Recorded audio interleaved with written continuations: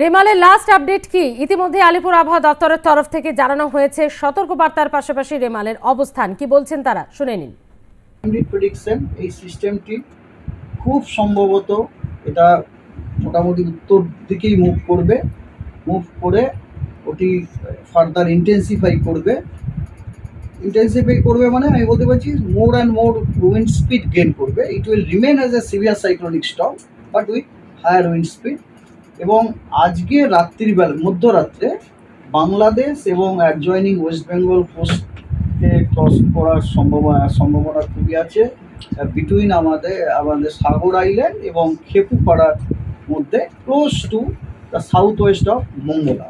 এবং যখন ওটি ক্রস করবে তখন ওর স্ট্রেংথ হবে as a severe cyclonic storm only, এবং ম্যাক্সিমাম উইন্ড স্পিড হচ্ছে 110 থেকে 120 kilometre per hour. Kolkata east Medinipur ডিস্ট্রিক্টে ফ্রম ইভিনিং 26 মে, এবং এটি ধীরে ধীরে বেড়ে ওটি গেল উইন্ড স্পিডে পরিণত হবে, রিচিং টু 70 থেকে 80 kilometre per hour, gusting to 90 kilometre per hour এই জেলাগুলিতে 26 মে আজকে রাত্রিবেলাতে।